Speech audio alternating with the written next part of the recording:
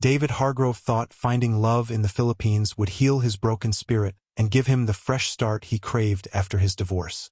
But he had never expected a nightmare like this. Let me take you back to where it all started. David's hands shook as he signed his divorce papers.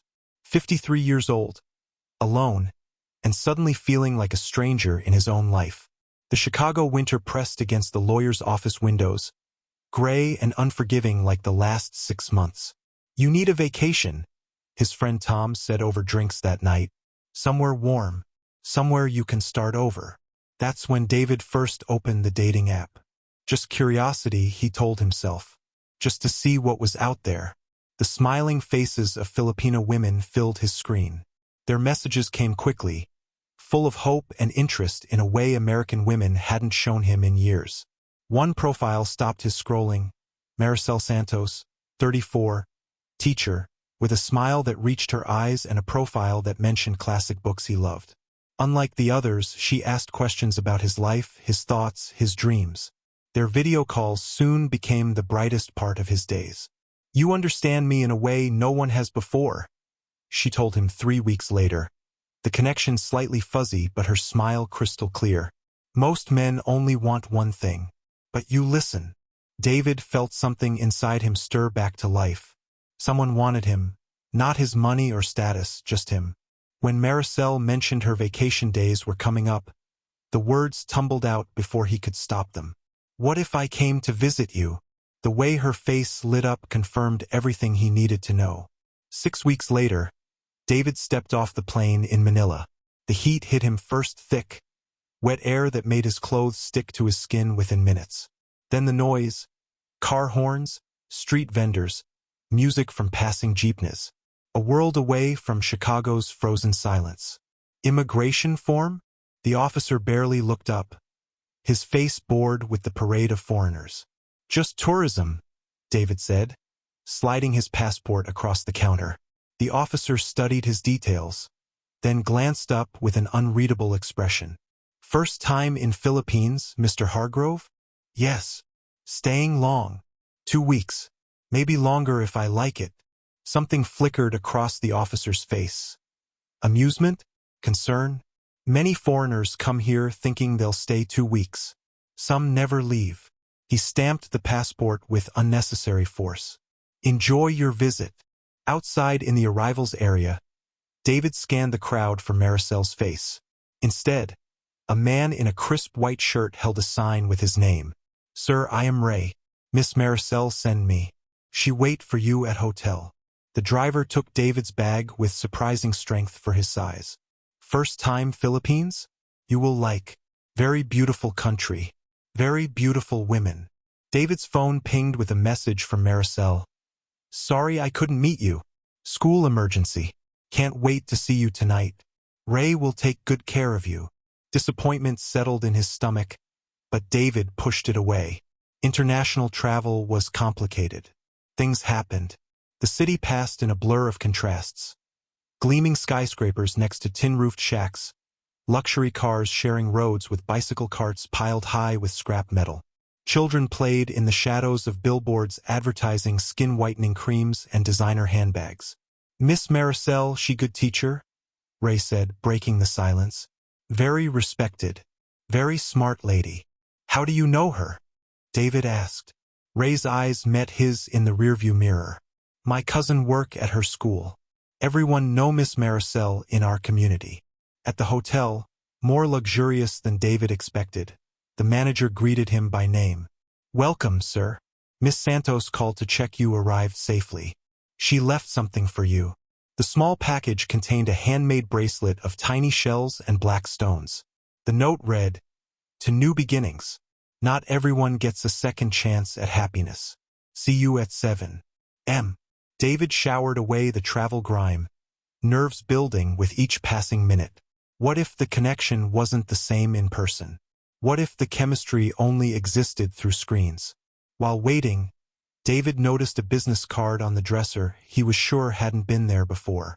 Expat Advisory Services, with a single phone number. No name, no address. Curious, he dialed the number. "Mr. Hargrove." The American voice on the other end stated his name rather than asking it. "I was told you might call." David frowned. "Who is this? How do you know my name?" "Let's just say I help foreigners navigate certain situations. We should meet. There are things about the Philippines, and about your particular circumstances you should understand." "My circumstances? What are you talking about? How much do you know about the woman you traveled halfway around the world to meet?" David's irritation flared. "I know enough. Who are you?" "The name's Clark. Martin Clark.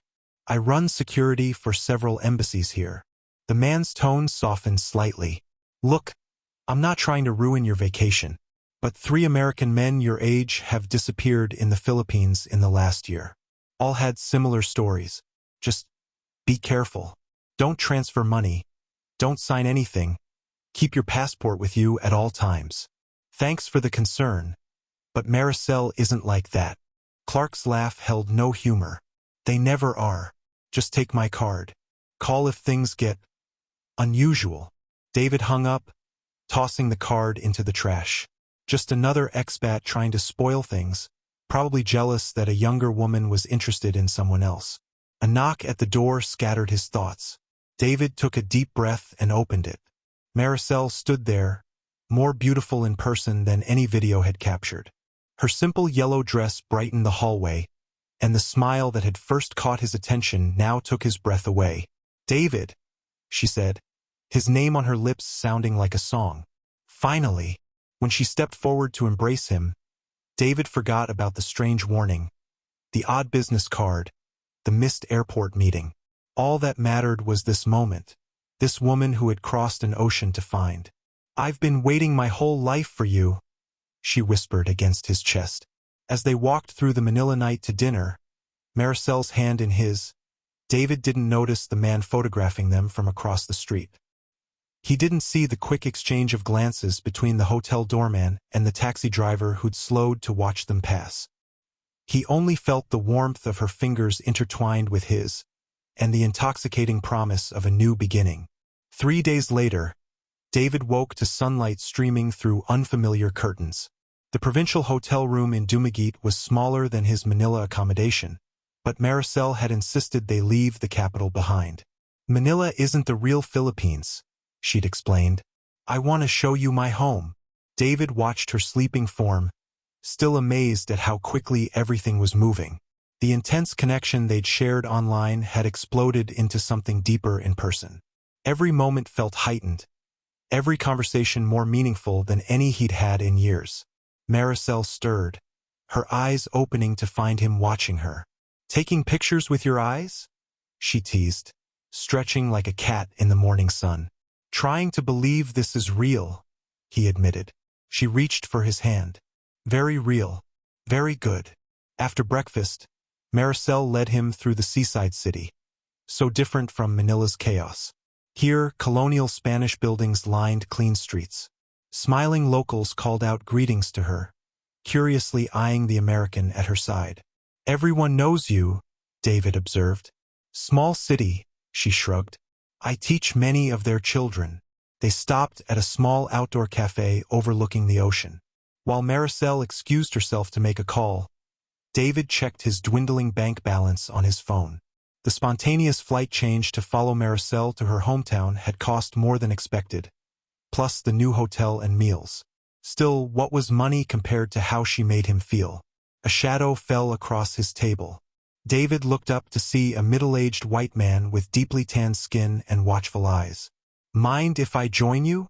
Without waiting for an answer, the stranger sat. "Name's Martin Clark. We spoke on the phone." David stiffened. "How did you find me?" Clark's smile didn't reach his eyes. "This country's smaller than you think. Word travels when a new foreigner arrives with a local beauty.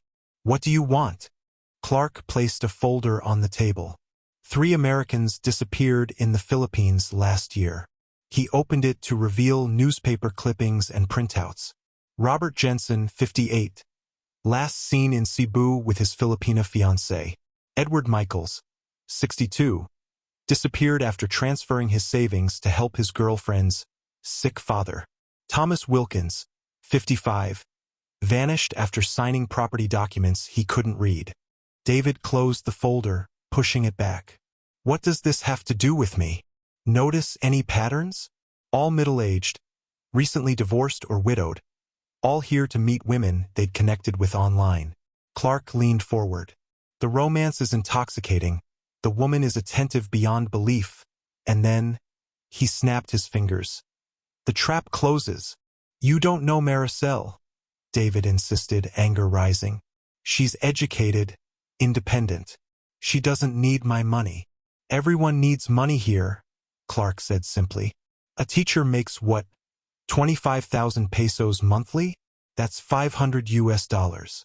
Could you live on that in America? That doesn't mean she's trying to scam me. Maybe not. But watch for the signs. Sudden family emergencies requiring money. Pressure to marry quickly. Requests to change your will or buy property together. Clark stood, dropping a business card on the table. I run security for several embassies here. I've seen what happens when these situations go bad. As Clark walked away, Maricel returned, her smile faltering when she saw David's expression. What's wrong? Who was that man? David forced a smile. Nobody. Just another American giving unwanted advice. He tucked Clark's card into his pocket anyway. That afternoon, Maricel took him to meet her family. Their compound sat on the outskirts of the city, a concrete house with smaller bamboo structures surrounding it. Children played in the dirt yard, chickens pecking between their running feet. Maricel's parents greeted him with cautious warmth, her father's handshake a little too firm, her mother's assessment a little too thorough. Siblings, cousins, and neighbors appeared as if summoned, each studying the American with undisguised curiosity. My mother made special lunch, Maricel announced proudly as they gathered around plastic tables set up in the yard. Dishes of unfamiliar but delicious food appeared. Fish cooked in sour broth, rice wrapped in leaves, purple yam desserts. David felt simultaneously honored and on display. Every bite he took was watched. Every compliment he gave translated and received with beaming pride. When he presented the gifts he'd brought, chocolates, perfume, a tablet computer, the family's gratitude seemed genuine but somehow rehearsed. After lunch, Maricel's father invited David to sit with the men while the women cleaned up. You like Philippines? He asked, his English heavily accented but understandable. Very much, David replied. It's beautiful here. You stay long time? I'm not sure yet. 2 weeks, maybe longer. Maricel's father nodded thoughtfully. You have house in America? An apartment, yes. Good job. I was in marketing. I took early retirement after my divorce. The older man's eyes brightened at this information. Ah, retirement. Very good. My Maricel, she very smart, very hardworking. She take good care of husband. The conversation continued this way, seemingly innocent questions that gradually mapped David's financial situation, family connections, and future plans. By the time Maricel rescued him, David felt like he'd been through a job interview. On the taxi ride back to their hotel, Maricel was quieter than usual. Your family is nice, David offered. They clearly love you very much. She nodded, staring out the window. They worry about me, about my future. Why? You're successful, educated. Her laugh held little humor. In Philippines, women need husband, need family. Teacher salary very small. Cannot buy house, cannot help parents when they old. She turned to him, her expression suddenly vulnerable. They like you very much. David felt a weight in those words, expectation, hope, perhaps pressure. That night, as they watched the sunset from their hotel balcony, Maricel rested her head on his shoulder. David, can I ask something? Of course. If we stay together, would you want to live here or take me to America? The question hung between them, heavier than it should have been after just days together. Clark's warnings echoed in David's mind, but Maricel's eyes held something that seemed genuine, fear, hope, uncertainty. I don't know, he answered honestly. Isn't it too soon to think about that? Her smile dimmed slightly. Yes, of course. Just dreaming. She kissed his cheek. Come, let's get dinner. As they walked through the darkening streets, David noticed a man across the road, the same one he'd glimpsed several times since arriving in Dumaguete. When he pointed him out, Maricel glanced over, something flashing across her face before she laughed it off. Probably just tourist, she said, tugging him forward. Or maybe jealous of handsome American with beautiful girl. David allowed himself to be pulled along, pushing down the tiny seed of doubt taking root. After all, wasn't this exactly what he'd come to the Philippines to find? A woman who saw him, valued him, wanted him? Later that night, waking to use the bathroom, David heard Maricel's whispered voice from the balcony. She was speaking rapid Cebuano into her phone, her tone urgent. When she noticed him, she quickly ended the call. "Who was that?" he asked. "Just my sister," Maricel replied, slipping back into bed. "Family problem. Nothing important." As David drifted back to sleep, Maricel's arm draped possessively across his chest. He couldn't shake the feeling that something important had just happened. Something he didn't fully understand. David woke up with a strange feeling in his gut. 2 months had passed since he first arrived in the Philippines, and his life had changed completely. His suitcase, once tucked neatly under the bed in his hotel, now sat forgotten in the corner of the rented villa he shared with Maricel. But she wasn't the only one living there anymore.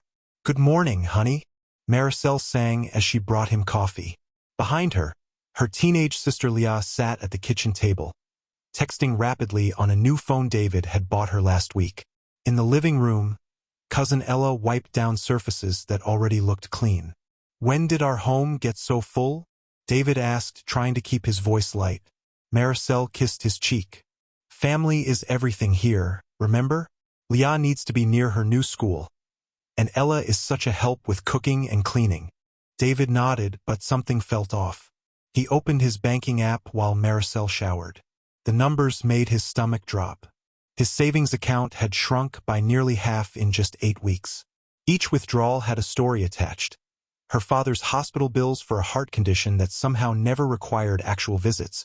Her brother's motorcycle crash that left no visible injuries. Roof repairs after a storm that none of the neighbors seemed affected by. The doorbell rang. Another cousin stood at the door holding papers. "Wedding permit papers," the man explained with a smile that didn't reach his eyes. "Needs signature today." "I'll look these over first," David said, taking the documents. The cousin's smile vanished. "No need. Just basic forms." Maricel appeared at David's side, placing a gentle hand on his arm. "It's easier if we just sign now. The office closes soon." "They're in Tagalog," David pointed out. "I can't read them." "I can translate," she offered quickly. "They just need your name, birth date, and signature to process our marriage license." Something in her hurried tone made David hesitate. "I'll have them translated properly tomorrow." That night, Maricel's phone rang 3 times. Each call, she stepped outside to answer.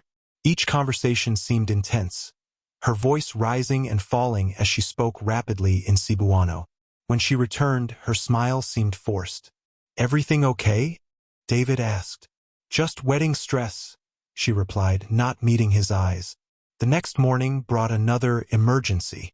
Maricel's uncle needed surgery for kidney stones. The cost, 200,000 pesos, about $4,000. "I wouldn't ask if it wasn't life or death," Maricel said, tears streaming down her face. "He's like a second father to me." David transferred the money, watching his account balance shrink further. That afternoon, he walked alone to the local cafe, needing space to think. The American expat he'd met last week, Thomas, sat reading a newspaper. "You look troubled," Thomas said, gesturing to the empty chair across from him. Something about the man's straightforward manner made David open up. He described the constant financial emergencies, the growing household, the wedding papers he couldn't read. Thomas set down his coffee cup. "Let me guess. You met online. Virving romance. Now you're engaged, living together, and your money is flowing in one direction out." David felt defensive but nodded. "You're being farmed, my friend." "Farmed? It's what locals call it. Foreigner farming." Find a lonely Western man, make him feel special, then slowly drain him dry. Thomas leaned forward. How much have you spent so far? David calculated quickly. About $30,000. Thomas whistled. That's just the beginning. Once you're married, they'll go after everything: your house back home, retirement accounts, insurance policies. Maricel's not like that, David insisted, but doubt had taken root. They never are. Until they are, Thomas said quietly. Check her phone when she's sleeping. Look for conversations about you. That night, David pretended to fall asleep early. Around midnight, he heard Maricel rise quietly. Through slitted eyes, he watched her retrieve something from under the bathroom sink, his phone, which had supposedly fallen into the ocean during their boat trip last week. After she finally slept, David carefully removed the phone from her purse. What he found made his blood run cold. Text messages in Cebuano and English revealed conversations with someone she called boss about timelines, property transfers, and keeping the American happy until papers were signed. There were photos of his passport, driver's license, and credit cards that he'd never taken. In one message, she wrote, "He's getting suspicious about the money. Should we speed things up?" The reply chilled him. No, don't rush. These Americans always think with their hearts. Keep him happy. Once married, everything becomes easier. David stared at Maricel's sleeping form. This woman who had made him feel alive again, wanted again. Had it all been an act? The tender moments, the passionate nights, the tearful gratitude, all calculated steps in a larger plan? He replaced the phone exactly as he found it, then lay awake until dawn, feeling the walls of the beautiful villa closing in around him. Paradise had become a prison, and he had walked in willingly, handing over the key himself. David's hands shook as he dialed Thomas's number from a convenience store phone. He couldn't risk using his own cell, not after what he'd discovered last night. I need help, he whispered into the receiver, glancing nervously over his shoulder. You were right about everything. Thomas's voice was calm. Where are you now? Buying cigarettes. I don't even smoke. Just needed an excuse to get out. Listen carefully. Those wedding papers you mentioned, they weren't for a marriage license. They were likely property transfers, power of attorney forms, or loan applications. David felt sick. What do I do? Get to Cebu City. I have contacts there, people who help men in your situation. But you need to leave without tipping her off. Getting away wouldn't be easy. David had noticed how Maricel always seemed to know where he was. Her cousins drove him everywhere. His passport was safely stored, in a place she never specified. His credit cards were nearly maxed out, and his savings dangerously low. Back at the villa, David forced himself to act normal. When Maricel suggested they visit her parents that weekend, he countered with another idea. Let's go to Bohol instead, he suggested, referring to a nearby island known for its beaches. A pre-wedding getaway. Just the two of us. Maricel's eyes lit up, whether from genuine excitement or satisfaction that he was still playing along. David couldn't tell anymore. I'll book it tonight, he promised. After dinner, with Maricel watching over his shoulder, David reserved a romantic package at an expensive resort. What she didn't see was the one-way ticket to Cebu City he purchased separately using his emergency credit card. The morning of their supposed departure, David locked himself in the bathroom, making retching sounds. David, Maricel called through the door. Are you okay? He opened the door, looking pale and weak, or not entirely an act given his stress levels. Food poisoning, he groaned. Must have been the street food yesterday. Maricel frowned. We should cancel the trip. No, David said too quickly, then softened his tone. You go ahead to the ferry terminal. Get our tickets. I'll join you once this passes. She hesitated, suspicion flashing across her face. I'll have Ella stay with you. That's silly. It's just an upset stomach. You need to secure our seats before they sell out. He forced a smile. I promise I'll be there in an hour or two. David could see her weighing her options. If she insisted on staying, she'd reveal her true purpose. Finally, she nodded. I'll wait at the terminal. Don't be too long. She kissed his forehead, her touch sending a chill down his spine.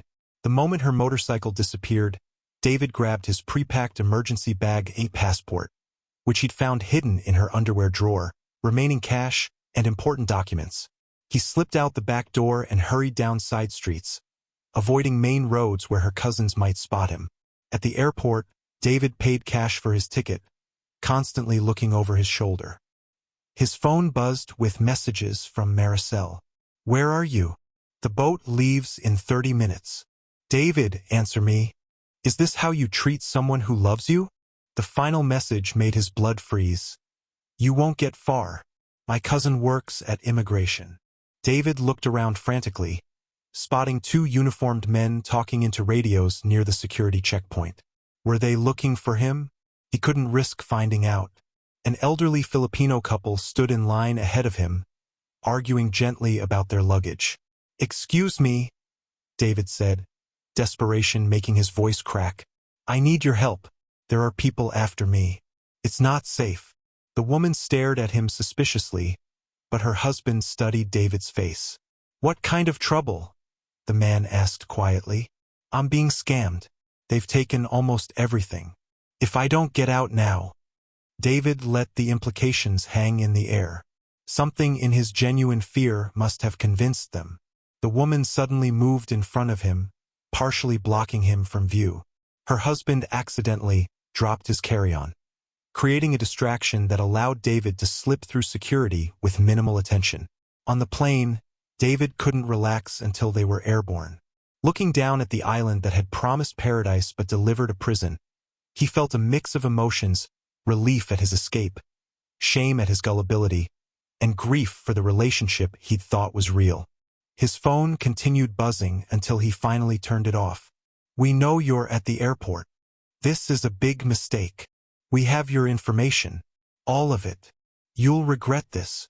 The threats confirmed he'd made the right choice, but offered little comfort. Maricel had taken nearly everything. His savings, his self-confidence, his ability to trust. All he had left was his freedom, and he'd nearly lost that too. As the plane banked toward Cebu City, David wondered if he'd ever recover from this, not just financially, but emotionally. He'd come to the Philippines seeking love but found himself caught in a web of deception so intricate he almost couldn't see it, even as it tightened around him. You're one of the lucky ones, the elderly man said, now seated across the aisle. Many foreigners never escape. David nodded, unsure if lucky was the right word for someone who had lost nearly everything. But as the distance between him and Maricel grew, he felt something unexpected beneath his fear and regret, the first fragile stirrings of hope. #Act V. The Reckoning. Cebu City stretched before David like a maze of concrete and chaos, so different from the quiet beaches of Dumaguete where his nightmare began. Thomas's friend Neil, a burly Australian with a permanent sunburn and watchful eyes, met him at the airport. Don't look back, Neil instructed, hustling David into a waiting car with tinted windows. We need to get you somewhere safe first. That somewhere turned out to be a walled apartment complex on the outskirts of the city, where a small community of foreign men lived under unofficial protection. The security guard nodded at Neil with knowing familiarity as they drove through the gate. Welcome to what we call Recovery Row, Neil said without humor. Everyone here has a story similar to yours. David's temporary apartment was small but clean, a studio with basic furnishings and a balcony overlooking a courtyard where several Western men sat in plastic chairs, nursing beers despite the early hour. First thing tomorrow, we visit the embassy, Neil explained. Then file police reports, not that they'll do much, but we need a paper trail. Tonight, rest. You're safe here. Safety felt like a foreign concept now. David locked his door, pushed a chair against it, and still slept fitfully, dreaming of Maricel's smile transforming into something predatory. Morning brought harsh clarity under the fluorescent lights of the U.S. Embassy. A consular officer named Barnes had clearly heard stories like David's before. How much did you lose? He asked without preamble. David calculated quickly.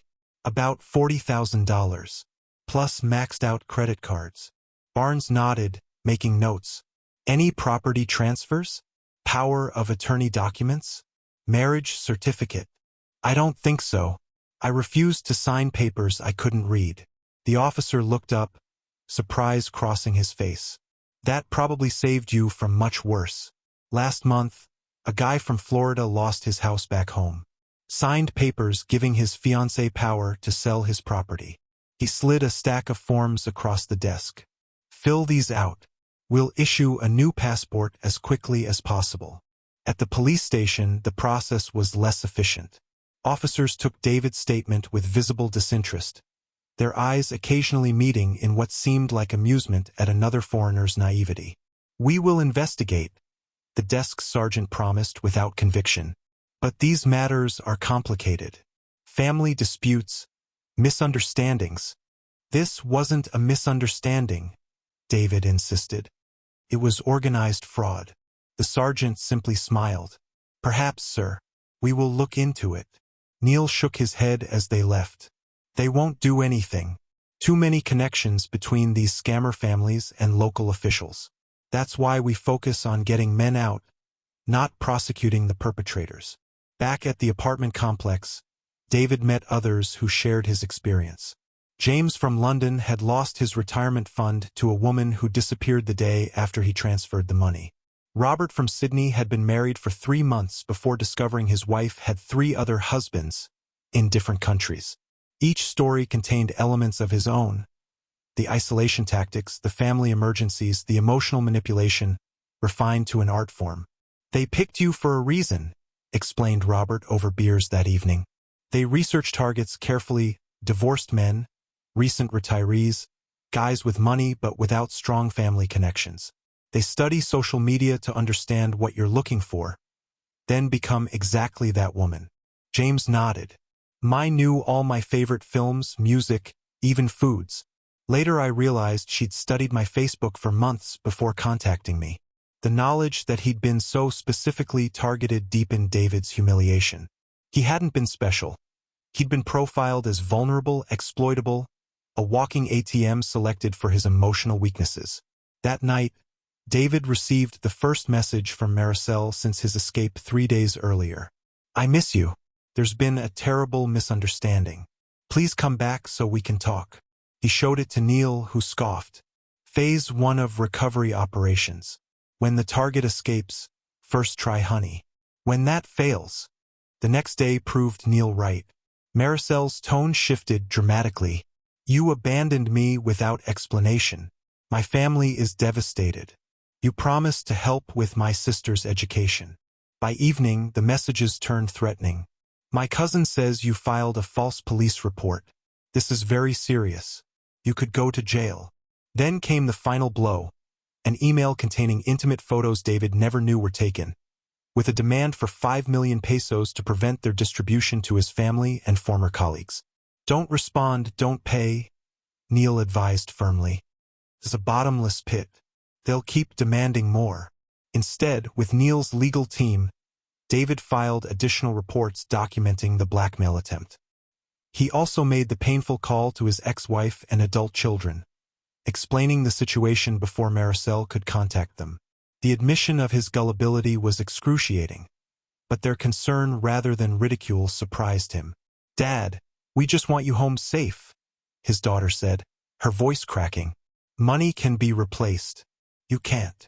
2 weeks after his escape, David sat with the support group that gathered nightly in the courtyard. The men called it scam survivors with gallows humor that somehow made their shared experience more bearable.